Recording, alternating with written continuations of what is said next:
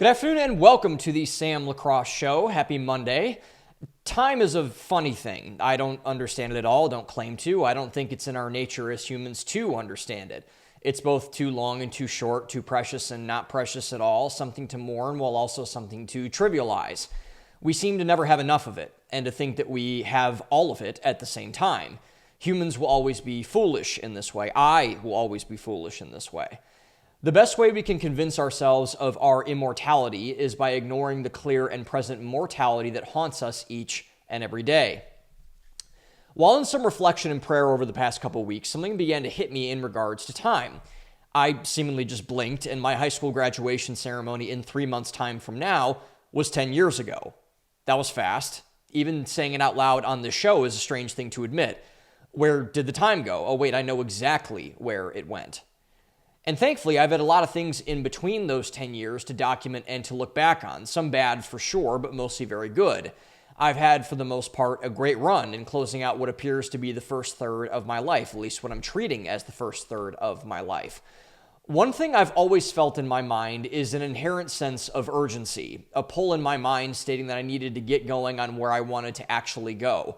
Life comes at you fast, as Ferris Bueller says. If you don't stop and look around once in a while, I could miss it.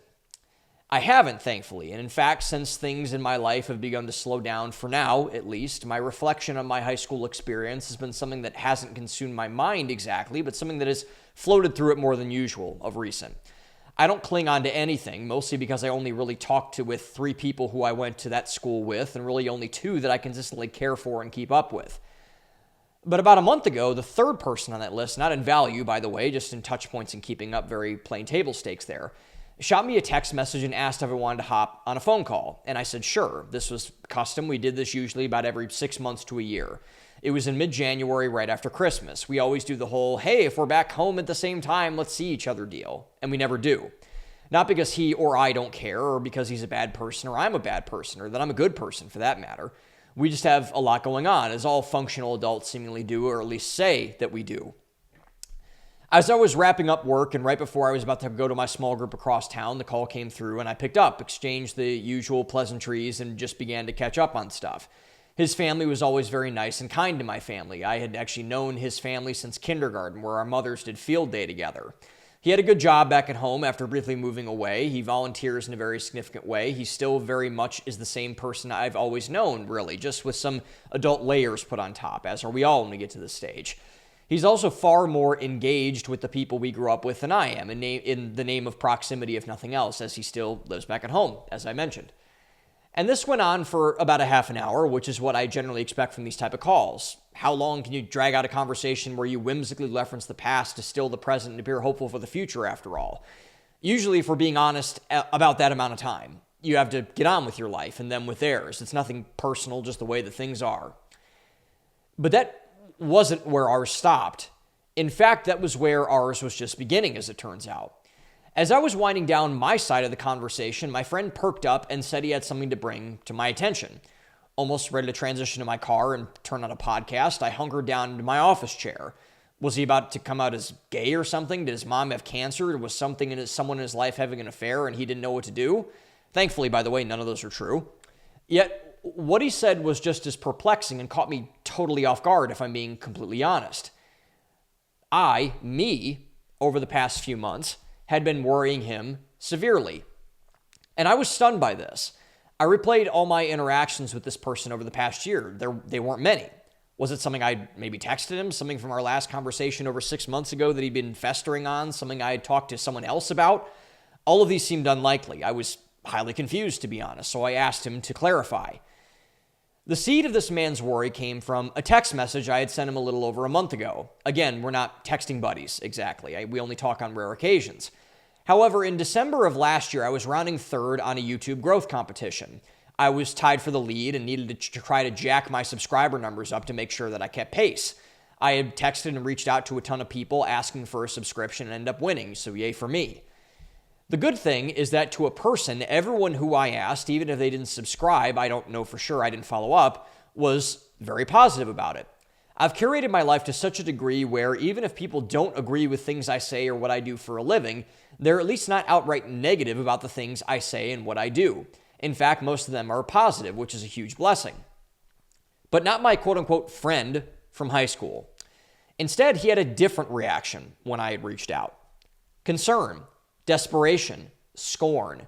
You see, he had known a quote-unquote different version of me, i.e. the one from almost 10 years ago, the one who had graduated from college 6 years ago, where we both went as well. The version he apparently was talking to was overwhelmingly different than the one before, and this call, to my surprise, was going to be letting me know exactly why that was. Using the otherwise benign YouTube competition text as a jump-off point, my friend, who by the way had been on my show before, began a long lecture mostly consisting of dismantling every part of my life that he thought he knew about. He began to lecture me on how my YouTube channel was quote-unquote not working. He told me that he recently attended a funeral for a former classmate's father, and my channel was apparently a popular topic of discussion in front of a dead man's casket. Would I know these people? I asked my friend. He said yes. People were talking, and they too were displeased with my efforts, or lack thereof, in case of their perspective. But there was something curious about this critique. A complete lack of evidence, by the way, from a very evidence-based person. My channel had more than 10x in growth in over a year, not a small feat at all. Was it huge? No. But was it as small as it was? Not at all. Interestingly enough, he had no data nor other metrics to describe how I was somehow quote-unquote failing. And then it got personal. He scolded me on how I was spitting in the face of my parents by not doing what I quote-unquote needed to do to give my children a great life, the same my parents had provided for me. I used to volunteer for Autism Speaks in the Special Olympics, and now I did neither. I wasn't making any money, and I was going to be set back. I wasn't doing anything meaningful with my life. I had quote-unquote potential to do great things, and to him, I had all but squandered it. I should have the dreams I had when I was 17, where I was too embarrassed and insecure about my dad's opinion of me to pursue teaching English and coaching high school football. Taken at face value, all these comments would have stung, particularly from someone who I once had respect for. The reason it didn't? None of it was true. Not a single thing. He didn't even have the curiosity to ask. You see, when you assume things, an ass is made out of you and me. So with that in mind, I calmly went about disproving all of his aforementioned critiques and told them to take all to the next funeral for a former classmate's relative he stumbled into, right after they served slightly warm turkey tetrazzini or something. I bought my first home at the age of 26. My net worth is approximately 6x the median American income for anyone below the age of 35, and I'm 28, by the way. If I don't contribute a single cent to my investments or upgrade my home in any capacity, both of which I plan on doing, I'll retire with more than 3x the amount of assets that are projected to be made for Gen Z. I hope to start and expand my church's special needs ministry. I'm helping coordinate a Night to Shine event at the time of this filming this weekend. I'm completely financially independent. No debt, no boss, no anything holding me back from doing anything and everything I want to do. I've done several quote-unquote great things, if one chooses to view them as such. I've met some of the most influential people in the world. I've written 3 books. I've made a bestsellers list 6 times. And I'm giving a speech at the conference of my hero, Jordan Peterson, in 4 months' time, halfway around the world. My dreams have grown up and now look vastly different, and also vastly better than the ones people apparently were hoping for me. The dope on the other end of the line didn't have an answer for any of these rebuttals. Instead, he doubled down, at least on some of them. After going back and forth with them again, I, exasperated, asked him the question I've been begging to blurt out for an hour and a half. What the heck do you want from me, exactly? Throughout that entire bizarre 2 hours, the wildest phone call I've ever had in my life, which is really saying something, by the way, I couldn't get that question out of my head. I didn't know how this could be possible. Why would someone take 2 hours out of their day to talk to me this way, to speak so much death over my life, to bring all this doubt and fear into my mind? Probably because I was too close to this issue, I had no answer for this question in the slightest. So I asked 3 parties who I knew I could trust: my girlfriend, my small group, and my dad. I had planned to visit my girlfriend's on the way to my small group anyway, so I arrived and dumped the situation on her to get her thoughts. Was I going crazy? Was he right? Was I wrong? And her answer was shocking to me, not because it was bolder than anything the guy who called me said, but because it opened a window into what was really going on beneath his surface. She said that she believed that Satan, who speaks through lies, had somehow gotten a hold of him and used him as a tool to get me to back down, to stop what I believe that God had called me to do. Do I think this man is in need of an exorcism? No, and she doesn't either, by the way. But that didn't mean that she was wrong, because every word of what she said, based on the Bible, which is the only reliably true thing in this world, was true. About an hour later, I brought this up to my small group, again at my church, based on that same Bible, still very confused about everything, and I asked for them for counsel. Several of them offered similar disbelief and encouragement, which was appreciated, by the way. But one man in particular, potentially the most honest man that I know, offered up his typical wisdom. The reason why this guy has just attempted to shred my life was because it simply made him feel better to do so. Even though it may not seem like it at times, I generally think people have the best intentions in mind. This perspective challenged that view, which made me ponder it more. And about a week later, I rounded third, and in a moment of frustration after a work meeting, I dialed my dad and unloaded on him for an hour about my anger and my frustration. My dad is particularly useful to me, not only because he's my dad and the best man I'll ever know, but because he thinks exactly the opposite way that I do. He's far more simple, cut and dry, and brief. I am expository, winding, and long-winded, if you couldn't tell by this point. Not exactly the best mental model for getting over these types of existential crises whenever they pop up in my life, which seemingly happens about every 17 minutes. It was my dad's word of wisdom that really drove home just what was behind the call by my former friend from back home. Most people, he correctly said, are small. They think small. They are small. They believe small. Big things frighten them. They're emotionally immature, stunted in their own growth from that smallness. So anything that threatens to cut and crowd them out of their orbit is, by definition, dangerous to them. When they see it, they band together to help squash it. Therefore, when anyone attempts to transcend that smallness in any way, to become big in whichever way they choose to be, the mob seizes hold of them. The small-minded always seek to devour the bigness of others. And unfortunately, most of the time it works. This is why success in anything is so difficult. A lot of us have heard the analogy of crabs in a barrel, where the groups of crabs will pull one another down to prevent the other from escaping. And humans are no different than this. We don't like to be different because to be different is to be uncertain, something that human beings cannot comprehend. But that still doesn't answer the question of why. Why do people feel compelled to do this? That was the biggest point of frustration I proposed to my dad. Why do people care about me? Why do they want to concern themselves with my life and what I'm doing? I'm not hurting anybody. I'm just doing my best to be me. Why is that so difficult for them to understand? Why can't they just leave me alone? I don't adopt this mentality with anything they do. How come they do so with me? Whenever people succeed, I'm happy for them. Why can't people be the same when it comes to me? And other people like me, to be fair. The truth, the blunt, cold, honest truth, because small-minded people can't do anything but hate other big people. It's not in their nature. They can't help themselves. Why? Because they're not doing anything themselves. Small-minded people always resort to the tearing down of others for one of two reasons. Number one, their lives are not filled with anything meaningful or most likely they are not doing anything to pursue anything meaningful. And again, emphasis on the and rather than the or. This is a very large reason as to why I don't go quote-unquote home all that much, meaning back to Cleveland, Ohio. This is the reason as to why I hardly follow anyone on social media, and in particular anyone who I used to know from where I live back home. It's a reason why I don't talk to or engage with a lot of my extended family anymore. It's not because I'm a jerk or mean or whatever, although I can be both and more of those things to be sure. Rather, it's just because it's not worth my time. It's draining.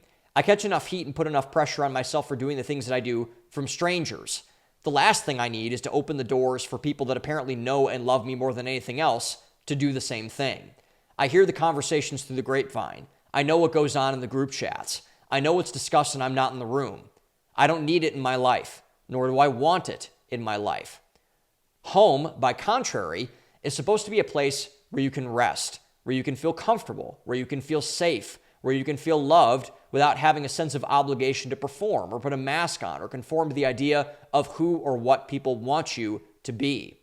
I can't do this when interacting with most people from the foundational part of my life. I don't want to answer their questions anymore. I don't want to defend myself or positions all the time anymore. I don't want to explain away all their questions. So given that, I found the best strategy is just to not engage at all. But Sam, some might say, that's your family. Those are the people who know you the best. You owe it to them to at least show some gratitude and loyalty. Really? Why? because we share DNA, because we were in close physical proximity with each other for an extended period of time, because we come from the same geographic location. This exact mentality is the toxic mentality that too many people, in particular too many ambitious people, have in regards to the company they keep. The word loyalty has been weaponized to coerce people into keeping company with people who do not do what Christ demands friends and family to do, to serve one another through sacrificial leadership. You must take the initiative to serve the other first, of course. But if you are not at all served back, you owe that person nothing at all. The reason why I don't go quote unquote home is simple. There is nothing and no one for me there. The exceptions of my immediate family put to the side, the place where I grew up is dead to me. That phone call, among other things we'll talk about in today's show, proved that to me. There is nothing for me left in Ohio. It was useful for a time. I will always be from there. I will always have roots there. But leaving my home is among the most influential decisions in my life, if not for the simple reason that I got away from the cesspool of haters and losers that seemingly do nothing but take shots at people who actually want to go for something bigger in their life. Instead, as I mentioned, home is wherever your tribe is, wherever your community is, wherever people that do actually serve alongside you and with you reside. If you don't have that, if you find yourself looking to go back from where you came from to find something you can't find, I suggest you find a way to change that. Perhaps my most proud accomplishment in my life, outside of submitting my life to Jesus Christ as Lord and Savior, is to build my social muscle up to give myself the gift of community, where people who actually want me to do well are. If I didn't have this, I would have folded and given up long ago, and more than likely winded up just like the people I just discussed. An awful fate for anybody, but particularly for someone who actually wants to set out to achieve something. Absolute and blind loyalty is a crutch to growth. Not only does it hinder the person you're trying to become, but it is an insult and spits in the face of anyone and everyone who is trying to help you move past where you were into something greater. If you're blessed enough to have people in your life who want you to win, do everything you can to show loyalty to them, not to the people who want to hold you back and make you feel bad to make themselves feel better. As the great Jedi Master Yoda once claimed, we are what they grow beyond. In that context, he was talking about students with their teachers. What I would fix that quote to is who you want to become from where you came from. Where you come from matters little if the place you're going to is worth moving towards. And my recommendation, go. Don't look back. The grass is greener. But you'll never know if you never have the courage to see for yourself.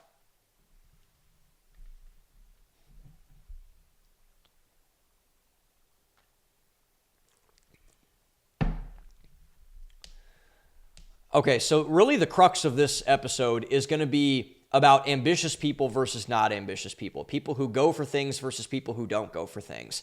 And the social dynamics in between those two groups, because I think that's really fascinating. And we've seen this play out throughout history. You've definitely seen this play out in your own life, especially if you're watching this show. You're probably of that demographic or anything from that nature. That's totally fine. But I've written about this quite a bit, and I've experienced this a lot, as I just mentioned in my monologue, about what happens when you decide to go for something, to remove yourself from where you're wanting to be to get to where you want to go.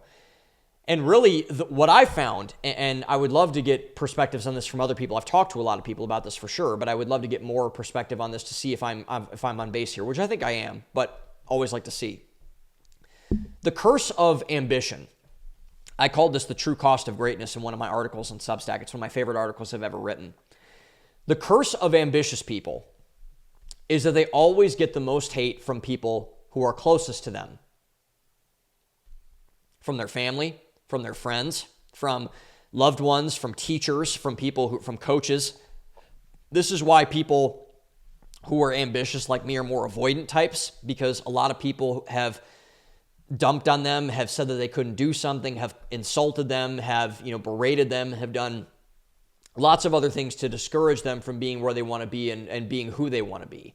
And so for most of these people, myself included, that sense of striving, that sense of I need to get away from this, comes from wanting to be loved and from wanting to be accepted, because They didn't feel that way growing up. They didn't feel that their ambitions were warranted. They didn't feel like they were understood by anybody, because a lot of people can't understand them, especially if they're in that demographic of people.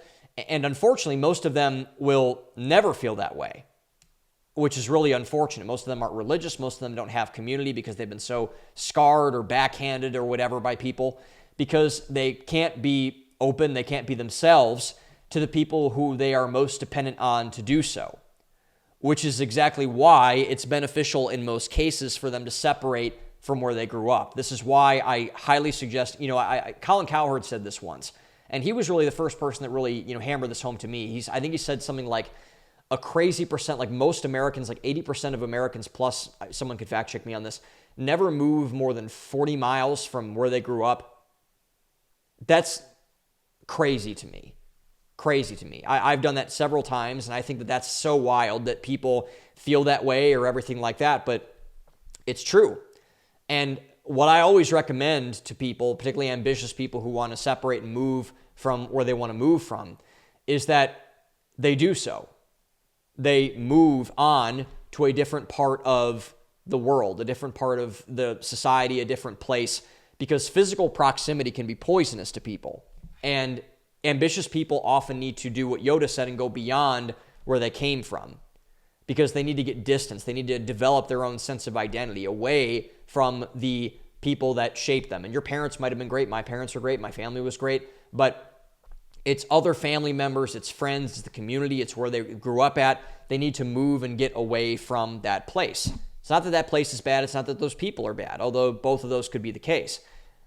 But it's more for yourself than for anybody else. And there's really three reasons for this. And the first reason why ambitious people are always hated is because it's the old phrase, they hate you because they ain't you. They hate because they ain't. And so hate, by biblical definition, never comes from above. God doesn't hate people. Satan hates people. Satan is below the earth. He's in hell. God reigns above. All hate, all lies, all slander always comes from below. It never comes from above.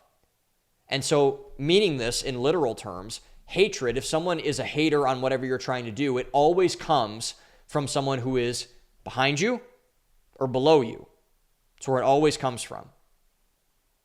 You will never meet a hater doing better than you, as the old saying goes. And that's true, by the way. You'll never meet a hater doing better than you, because haters always do worse than you in every single way you can possibly imagine. And so people are naturally very hierarchical. They're hierarchical beings, hierarchical creatures. Jordan Peterson talks about this. We always organize ourselves into social strata. Status determines not everything, but a good amount of the way that we interact with each other in a secular society, in a secular world.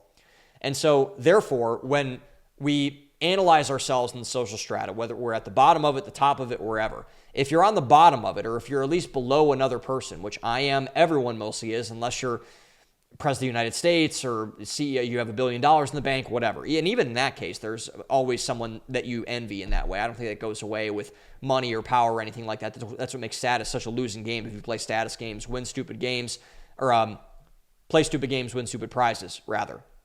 And so, therefore, when someone in a position on a hierarchy, which we all are, they look up to the person above them, and therefore, they don't think oftentimes, because this is harder, which is what we'll get to in a second, they don't think, how can I work to get to that person's level? Instead, they think, how can I rip that person down from their perch and then somehow climb over their dead carcass to establish my position in their old position?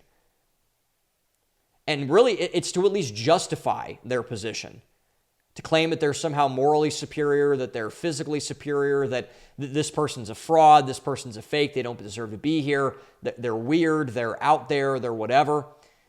And this, the reason why this is done is exactly what my dad was referencing, which makes my dad's point on this so intelligent and so accurate, is that people throw stones at other people in a very personal way because they want to feel better in their own heads about their own perceived inadequacies. They're not where they want to be, so therefore they aim all of their bullets not at the person inside of themselves they need to kill to become the person they want to be, but instead they aim it at the people that are in the positions they want to be in. I'm going to judge this person. I'm going to hate on this person. I'm going to rip this person down. XYZ, pick your poison. And so they hate because they ain't, and they tear you down whenever they have a chance to. Which leads to the second thing, why ambitious people are always hated. This is one of my favorite quotes from Jordan Peterson that he's ever said. And he said, I forget where he said this one. He said this multiple times. I forget where he first said it. And I said, when he said it, I was like, gosh, that's so smart. And the thing that Jordan Peterson said in this regard, which I think is, again, so intelligent, is that every ideal is a judge. Like, I love that. And so he makes a biblical analogy to this. So there's a scene in the Gospels. If you've seen the recent season of The Chosen, this is, I think, season 5, episode 3, when they go through this in detail. It's well worth watching. I've watched it several times, where Jesus is on a hill outside of Jerusalem. This is in Holy Week, right before he's about to be crucified by the state and betrayed by his own people. And so he has John and James and Peter, who are his 3 closest friends, and then Peter's brother Andrew, also with him, who was one of the first people that he called. And so he's got really his 4 closest people surrounding him on the mountain. And they ask him about the end times, like, when is this going to come to an end, everything else. And so Jesus details what that's going to look like, the sign of the times, how the world is going to end. And what he says is that you will be hated for my name's sake. They will deliver you up to tribulation, and they will kill you for believing in me, honoring me, slander, or saying that I am the Christ, everything like that. A lot of people will rise up, and false teachers will take my name and say that you're believing in the false God, and they'll commit heresy and all these other sins, and then you won't know the day or the hour. I don't even know the day or the hour. This is Jesus speaking again, and he says only that God the Father knows when the end will come. But up until then, you will be hated for my name's sake. Your family will hate you. The world will hate you not because of what you did, but because of what I did and what I'm going to do. I will be hated because I am the ideal. I am God. I am the Christ. I am the Son of God. And boy, has that been true. Ever since Jesus lived and died for all of us, Christianity has been attacked, persecuted, legalized against, weaponized against, torn down, taken shots at, every single possible way. And this is not because Jesus isn't who he says he is, which obviously he is. But this is a direct rebuke of the people who don't want to submit to Jesus and to be like Jesus. The call of the Christian is we need to be more like Jesus every single day, which means renouncing the ways of the world to follow the way of Christ. We are not God. Only God is God. Only Jesus Christ is God. But also the ideal is the person who's going to become the most attacked. Because, like Jesus, and this is evidence in how he rebuked the Pharisees, who were the elites of the society back in the day, at least in the religious sense, the people who were prostrating about their faith, praying in public, all the things that he talks about in the Gospels. This is why the Pharisees hated Jesus so much, was because they thought that they were the ideal. They want everyone to be like them. They wanted to be and sit in the seat of, Jesus talks about that you sit in the seat of Moses and call yourself holy, and you have the best places in the synagogues, you eat the best food, and you tell people how bad they are and everything like that to feel good about yourself. But the reason why they hated Jesus is not because Jesus was wrong, because Jesus wasn't wrong. But the reason why they hated Jesus was because Jesus flipped their points on them and said, you're just as inadequate as everybody else you're attacking. You're just as bad as they are. I don't care what job you have. I don't care how much of the Torah you have memorized. I don't care how many times that you preach to people about how unholy they are, how unclean they are. You're just as unclean as them, and in fact, you're worse because you're supposed to be the ideal. You're supposed to be reflecting the love and the justice of God, and instead you're weaponizing it for selfish gain. This is why the number one sin that Jesus rebukes in the Gospels is self-righteousness. People who believe that they're better than other people. And they hated that because they knew that Jesus was God. They knew it deep down. but they didn't want to admit it, so they turned the tables on him and ended up getting him killed and crucified along with the state, who thought he was a political threat and everything else like that. This is exactly the spirit of people who hate on other people. It's a self-righteous spirit that aims at ideals, people who are doing well, people who are living the righteous life, living the good life, living the life they want to live, and they're not. And it points out all of their flaws and all of the improvements that they need to make in order to achieve what they want to achieve. So they aim all of their ire not at themselves, because then they'd have to take accountability, but they aim it at somebody else. They externalize, they blame people, other people, people who are doing well, for their inadequacies. Like, this is biblical, guys. Like this is exactly what happens throughout the course of history. And it's what happens now with ambitious people. Always, every single time. And the third reason as to why ambitious people are always hated, and this is really the core, the fundamental matter, the tactical matter of why haters hate on everything, on people who are doing well, is because they don't want to do the work. They don't want to do the work. And the sad reality the optimistic reality for people who do want to do the work, but the sad reality for people who don't want to do the work is every person can do anything. Every person can do anything. Nothing is holding most of us back at all. I think it was Seneca who said that we suffer far more in our own minds than we do in reality. And the same thing is true, not just with suffering, but for everything else. We hold ourselves way further back in our own mind than we do in actuality. We're far more capable. David Goggins talks about this all the time. He's proven this. Anyone who's done anything extraordinary has proven this. I was listening to a podcast of Michael Phelps yesterday, and he said, all my records are going to fall. Michael Phelps is one of the greatest athletes that has ever lived, maybe the greatest American athlete of the last 25 years.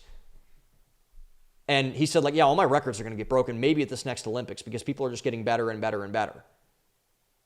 People can do impossible things all the time. But the key is, if someone wants to achieve something like that or not, it doesn't have to be a swimming world record or anything like that, but the key to whether anybody achieves anything is whether or not they want to do the work, invest the money, go to the place they're wanting to go, send the DM, ask the girl out, etc. And most people don't. Most people don't. Because they are not willing to make themselves, forge themselves, do the hard work to become that person. The person worth being followed, the leader, the ideal, whoever. So they resort to making excuses for themselves and tearing down other people to make themselves feel good about why they suck. That's the hard truth of the matter. That's why everyone who hates on people for no reason is a miserable person. 100% of the time. Because only miserable people act that way. It's all by design. It's all a psyop. It's all organized. You can't tell me it's not.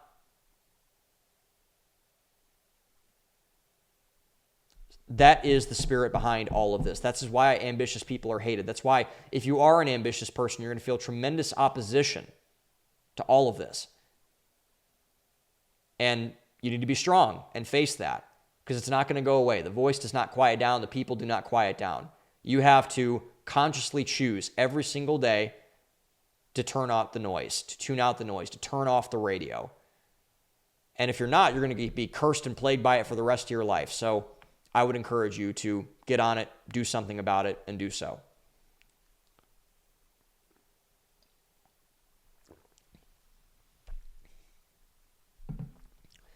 And if you can't do that, if you can't tune people out and you can't say, okay, you're hating on me, etc., you're in my life, you need to, and this is going to be a topic that it needs some context attached to this. We're going to get into all that in a second. But if someone is in your life and they do not stop when you ask them to, and they don't stop being, a jerk or hating on you or wherever, you need to cut them out of your life.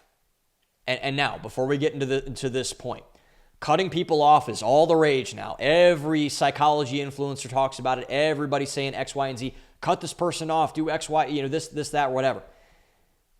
And there are some cases where that's not appropriate, where there are people that are being emotionally immature.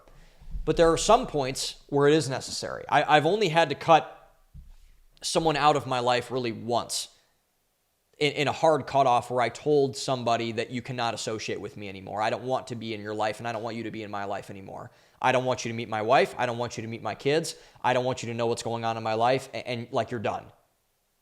And I've done this softly with other people. I basically said, like, stay away from me in other ways. But there have been one specific example that I can think of right now where this has happened in my life. And so to give you some brief context, I'm going to leave the person's name out of this.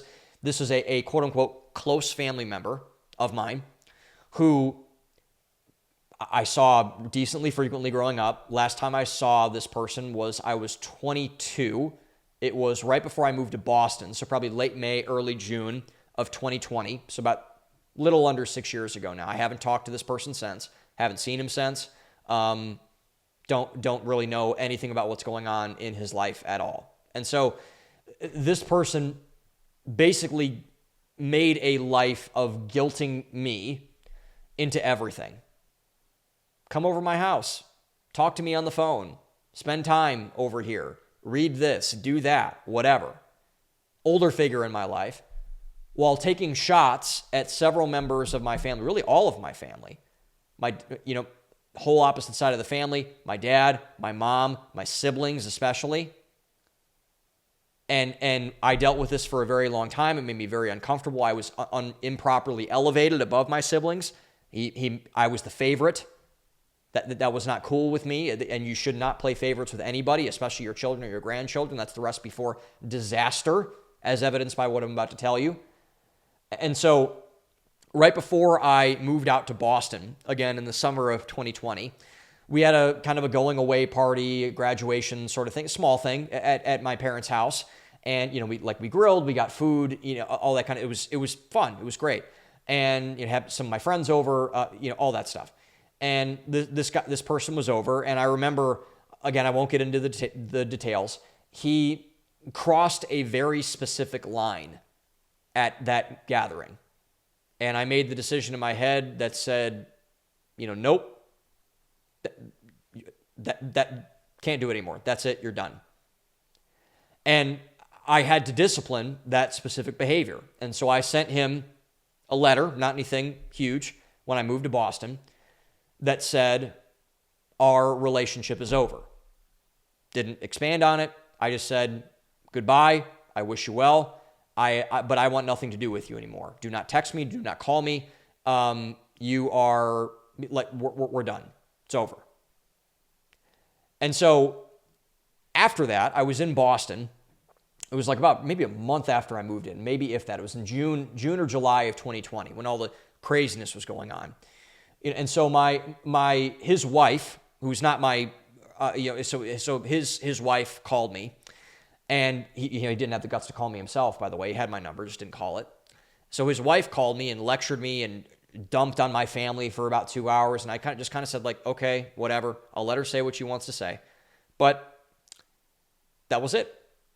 Haven't heard from this person since. And it's been worth it. Haven't thought about him. I don't care if he's thought about me. And my life is far better that I don't have to entertain that nonsense anymore, that I don't have to put up a front to do that. So I use caution when in the cutoff process with somebody. When you're thinking of cutting someone off, use caution, use discernment here. But there are times where it is necessary, as this time was. And I have a couple criteria that I've kind of distilled down that help me make this decision and hopefully could help you make this decision. So number one, they don't speak life into you. Life and death are in the power of the tongue, one of my favorite Bible verses ever. So true. As mentioned with the person that called me in my monologue.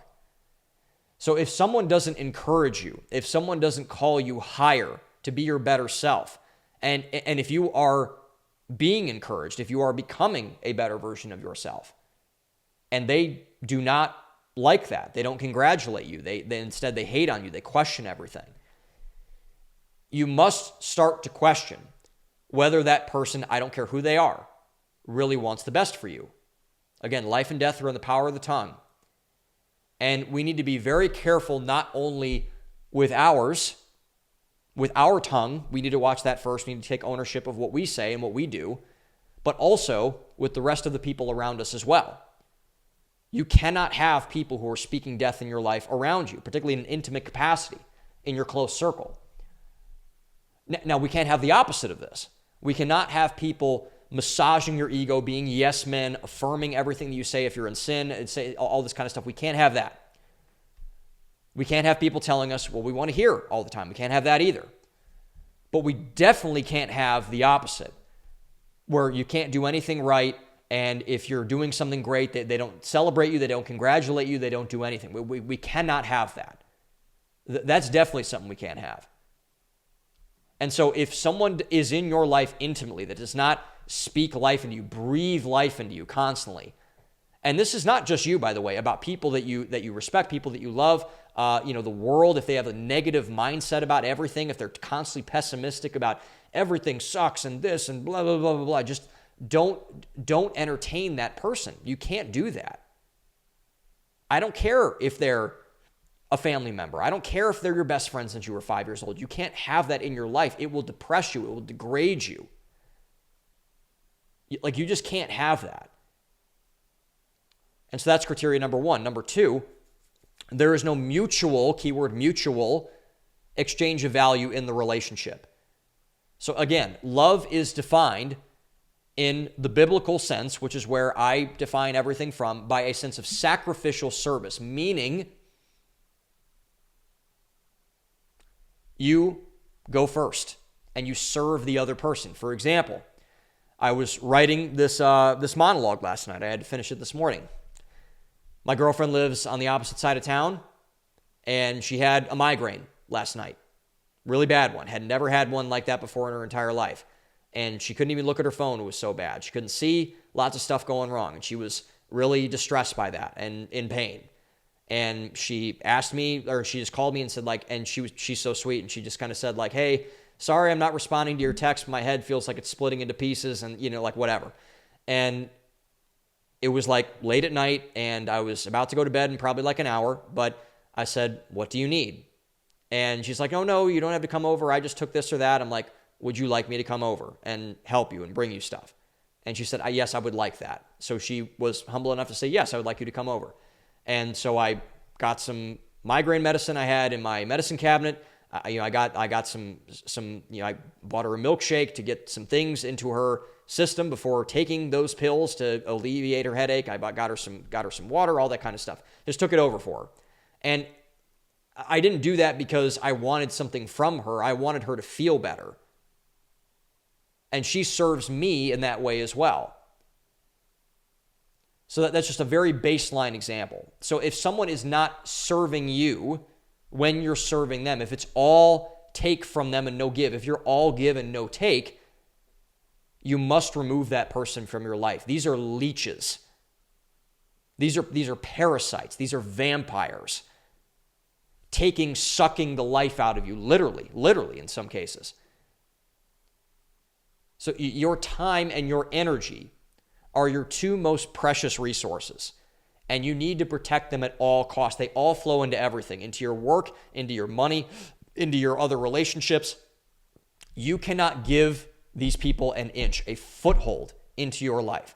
And it doesn't need to be that they give you money or they drive across town for you or whatever. And these people don't all need to be close in your life, by the way. It can just be hey, I hope you're doing well. I'm praying for you. Hey, do you want to go and I'll buy you lunch, or it doesn't need to be anything huge. An encouraging word. I'll send you a Bible for whatever it's going to be. But if you're just throwing your time, your money, your resources, your effort into a bottomless pit, you need to get away from that person. You need to. You can't give them an inch, and this is a lot of people for a lot of people, I feel. So this is going to be very painful for some people, but it's absolutely 100% necessary. You need to do this. And number three, this is really the crux of the matter. If they are not going where you want to go, that's a problem. Life is a journey, as we all have, as the quote goes, but it ultimately is a series of checkpoints and a destination. You have certain goals in your life. You have certain things you want to do inside of your life. And so does everybody else, even if they don't admit it out loud, or even if they've never told you. And so if you're going off two separate tracks on the train circuit, if these checkpoints, these destinations, this journey doesn't align with you, they're a trailer and not a truck. They are someone who is dragging you down. They are not someone who's helping power you forward to where you want to go, and you and vice versa. This is the bottomless pit again in a different context. And if you're an ambitious person, if you're a striver, you're already carrying a very, very heavy weight on your shoulders, especially if you've resonated with anything that I've said in this episode so far. You're already carrying a heavy weight. So it makes absolutely no sense at all to carry an additional anchor, an additional trailer along with you for the ride. Makes no sense. You cannot do that to yourself. You should not do that to yourself. These people need to be cut out of your life right now, immediately. I don't care how much it might hurt them. This is going to hurt me more than it hurts you. That should be your... And you're probably a good person, so you probably genuinely feel that way. But that is the standard, that is the baseline for people inside of your life, and probably a lot of people inside your life. And you don't need to be rude about it again, but you need to cut them out right now, today, if possible. Because if you don't, that proves you have a scarcity mentality on the people in your life and your relationships. Scarcity mentality is the front row ticket to spiraling out, to crashing out. Abundance mentality is needed when it comes to your relationships. There's a lot of people out there, and there's more people like you than you think. We're going to talk about that in a second, but do not feed into the scarcity. Do not feed into the fear. Cut out if you need to and move on, plain and simple.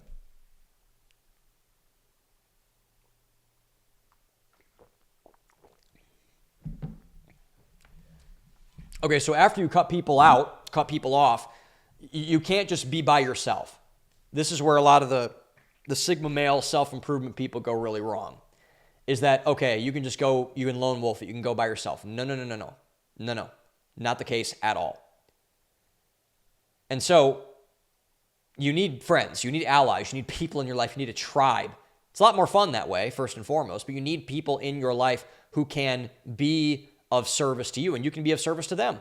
Again, mutuality, reciprocity is the key here. So, for example, I'm dealing with this right now. There are some people, a group of people in particular, that have been in my life for more than 20 years, probably about close to 25 years. I'm 28 years old, 25 years. Been in my life for 25 years, around then. But after a while, especially now, it's becoming abundantly clear that they are not in my life for the right reasons, and did the exact same thing that all of these bottom-feeding people do. Use loyalty as a cudgel to control me, my emotions, and manipulate how I felt around my family, my friends, speaking all these lies into my ears about this stuff. Doesn't mean that they're bad people, they're going to hell, anything like that. Doesn't mean that whatsoever. I hope it doesn't. But again, this is about protecting yourself, protecting your peace. So I'm in the process of distancing myself from this group of people. And I'm going to make that clear to them within the coming days. But when you cut people out of your life, you cannot it's not a vacuum. You cannot bring no one else into your life after you cut people out. You can't do that. So this is going to be your action step for a lot of people that are watching this video. This is going to require you to do something that most are afraid to do, and conduct an audit of your circle, of your friend group, of your family that you associate with. You must be overwhelmingly careful of who you let inside of your head and who you let inside of your life. You have to be ridiculously cautious, not overly cautious, but discerning and cautious about who you let into your life, who you let influence you. And by the way, this is family, friends primarily. We're going to be talking about this. You can't control this half that I'm about to mention, but the content that you consume, the people that you look up to should be limited. You shouldn't be following 200 blue checks on Instagram. That's the recipe for, scrambled eggs inside your head. Like, that's nuts. My rule of thumb on this is you should hardly allow anyone inside your life, particularly if they are not supportive of the person you are coming to. That's a non-starter. And now this is about your friends you already have and doing an audit of everybody else and saying, hey, you can't be in my life anymore. See ya, go pound sand. And this may sound ruthless and heartless to some. Oh, Sam, you're like, this is too harsh. This is too hardcore. This is going to make people mad. And so to those people who I say this with love, if this sounds ruthless, if this sounds heartless, if this sounds cold, if this sounds mean to you, then you probably needed to do this yesterday and probably years ago. Because you have people in your life that are filled with this toxic nonsense. And you've been too much of a coward to take any action on it, to cut people out. And I know this because this was me. I should have done this with a lot of people a long time ago. You and I are letting your feelings for people get in the way of where you want to go in your life, getting in the way of your purpose, getting in the way of where you want to go with your goals and where you want to take yourself, your family, your career, your future, your spiritual journey, whatever. Which means you are sabotaging your future for the opinions of other people. Other people matter to you way more than you matter to you. This is fear of man manifest in a nutshell. You fear man way more than you fear God and his call on you for your life. Let that sink in, man. You care way more about other people and their opinion of your future than you do for your own future. My favorite movie scene maybe ever is the end of The Godfather Part 2. It's the best movie scene I've ever seen in my entire life, exactly about this topic, where Michael, main character in the Godfather series, Al Pacino's character, he just dropped out of college and enlisted in the Marines to go fight in World War II. And all of his family, except for the guy spoiler alert, that he gets rid of in the second movie, his brother that he gets rid of in the second movie, is all up in his business. And his consigliere, Tom Hagen, who's played by Robert Duvall, comes up to him and says, Michael, many times your father and I have talked about your future. And I laugh every time I hear this quote where Michael, he comes back, he says, my future. He's like, yeah, you talk to my father about my future. I'm going to do what I want to do. I'm going to have my own life. I'm a human being. I'm a man. I decide what is right for me, what is right for my future. And it just proves that this is so absurd for this to happen. For you to take anybody who doesn't want the best for you seriously. Particularly for people who don't understand you, don't care about you. And so, this is, when you're on the hunt for new friends, this is what I would recommend that you look for. A friend, as Jordan Peterson says again, is someone who you can tell both bad and good news to. They will mourn with you when bad stuff happens. They will be excited for you when good news happens. A lot of people who claim to be friends are not there for you when times are bad and are also, more importantly and more likely probably, not there for you when times are good. When you get the promotion, when you start the business, when you date the girl, they're jealous, they're envious, they're covetous. Not good. Cut them out. A friend is someone you can count on to hold you to the standard of becoming the person you want to become. They will not let you stay where you're at. They will push you if you're wanting to grow yourself. They will hold you accountable and call you out on your crap when you give crap for them to discern. No more of the lowly behavior. You're better than that. You're higher than that. I'm going to hold you to the person you want to be, not to who the person you are. I love you where you are, but I don't love you that much to keep you where you are. I love you more, rather to push you to be the person you want to be. A friend is someone who you can lean on when you really need them. When you're in a spot, you can text them, you can call them, and they'll make time for you. They won't judge you. They'll put things on hold for you if need be. They will be someone who can be strong when you are in a spot where you're weak. And a friend, finally, is someone who serves you as you serve them. Even if it's for something small.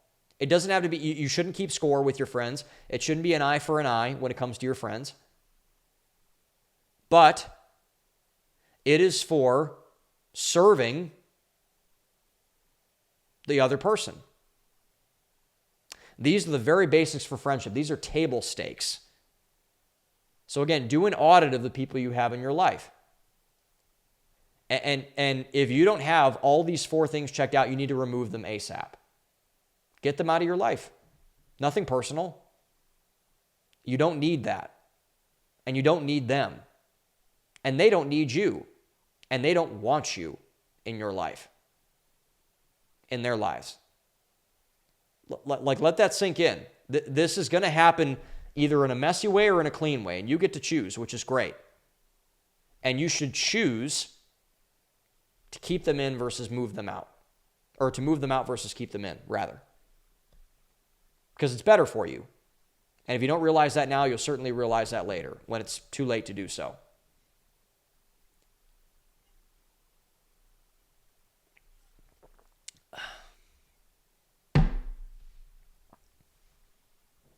Okay, so final word before we get out of here. So this process of striving, of wanting to achieve something, of wanting to be something bigger than what you currently are, this process is isolating by definition. Isolating by definition.